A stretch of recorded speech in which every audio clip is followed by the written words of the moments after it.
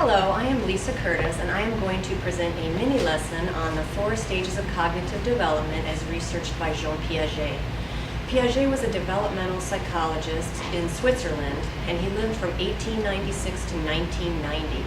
That's 90 years, 94 years. So he probably saw quite a bit of educational change during his lifetime. And it was during Piaget's own youth that people's whole concept of childhood and children was beginning to change. Previously, everyone thought that children should be little mini adults. They should act like adults, speak like adults, be treated like adults, even go and work alongside adults. And at the end of the 1800s, people finally began to realize that children are different from adults and that they do have their own developmental needs. So Piaget began studying infants through teenagers over many years and discovered that they fall into 4 developmental categories. And he said that the children may pass through these stages at any age, but that they have to pass through the stages sequentially in order, and they may not ever skip a stage. And Piaget proposed that a child's way of thinking changed based on how he interacted with the world around him. His research caused much controversy and criticism too, because it was groundbreaking at the time, but his 4 stages of cognitive development still influence curriculum and instruction today and have influenced education in a major way. Some questions to think about during the mini lesson might be, what stage of cognitive development are your students currently at, and what would be some effective ways to reach your students now knowing what stage of cognitive development they're at. I am also going to use my illustrious assistant here, my younger son Sean, to help me illustrate some of these stages. He is 11 years old and is currently embarking on the 4th and final stage of cognitive development, but he has agreed to perform the stages as if he were in each stage as I present it. Thank you, Sean. Now, if I were going to present this information to my former middle or high school students, I would probably assign each of the 4 stages to a small group of students, ask them to research it, report back to the class, and act it out, which would be hilarious. But since I'm a 1st grade teacher now, I'm going to give more of a broad overview of the 4 stages and not as in-depth covering any of the details. It will be more of a broad overview of the 4 stages. Now, the 1st stage is called the sensory motor stage, and it lasts from birth to 2 years old. In this stage, the big concept is object permanence. Babies before the age of 7 months don't understand that something can exist even though they can't see it, as Sean will illustrate for us now. I show Sean the pirate toy. He likes it, he's enjoying it. When I take the pirate toy away, he looks away. He doesn't reach for it because he thinks it doesn't exist anymore. He has not mastered object permanence yet. But then when a baby becomes 7 to 9 months old, they begin to realize that yes, things do exist even though I can't see them. So, as Sean will illustrate for us now, Sean is now a little bit older. He's 7 to 9 months. I show Sean the pirate toy. He sees it, he likes it, he's enjoying it. I hide the pirate toy.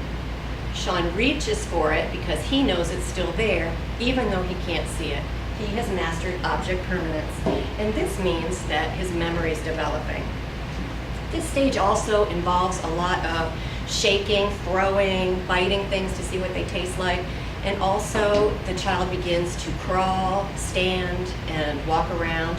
And once the child is mobile and exploring all the different parts of his environment, the cognitive development comes really quickly. This stage also marks the beginning of language development, a blessing and a curse. Moving on, the 2nd stage is called the pre-operational stage, and it goes from 2 to 7 years old. In this stage, children begin to enjoy role play, imagination, pretending. Although they are not able to be logical, they're starting to be symbolic. Sean will illustrate for us now. I hand Sean a water bottle. At this age, between 2 and 7, he immediately turns it into a rocket ship and pretends. Sean also doesn't understand the concept of conservation yet, that 2 things can be the same even though they have a different shape. Sean will illustrate for us now. Sean, look at these 2 ribbons. Are they the same or are they different? The same. Now look at these 2 ribbons. If I scrunch one up, is there the same amount of ribbon or does one have more? One has more. Right. Sean says one has more. This one's longer. He doesn't understand the concept of conservation yet, that they're still the same. The third stage is the concrete operational stage. Moving on. In this stage, it's the beginning of logical thought and concrete operations, and the child finally masters the idea of conservation, as Sean will illustrate for us now. He's a little bit older now. Sean, look at these two ribbons. Are they the same or are they different? Same. And if I scrunch one up, is there the same amount of ribbon, or does one have more? They're still the same, but one Is scrunched up. Very good. Sean has mastered conservation. Now the fourth and final stage of cognitive development is the formal operational stage, and this one lasts from 11 years old to adult.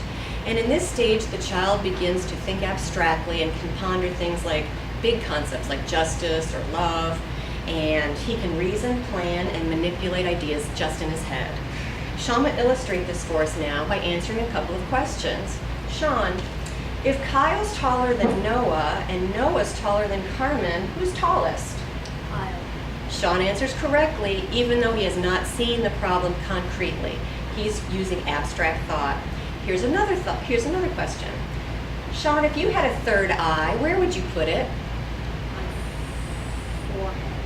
And Sean answers on his forehead, because until a child is 12 years old, they will almost always say they would like a third eye on their forehead, because they can't imagine having an eye anywhere but on their face. When I asked my 13-year-old son where he would like a third eye, he said he would like one on the back of his head or on the palm of his hand. So he has gotten to a higher level of abstract thinking. Thank you, Sean, for your illustrious performance, even though you're on summer vacation. Thank you for assisting me. So these 4 stages of cognitive development are the legacy that Piaget has left with us, and we as educators can keep them in mind as we look at our students to try to see what cognitive level they're on and to try to find new ways to reach them and teach them in the most effective ways possible. Again, reflection questions might be to think about what stage your students are at cognitively and how you can more effectively teach them knowing that that's the stage that they're at. Thanks for watching and have a great summer.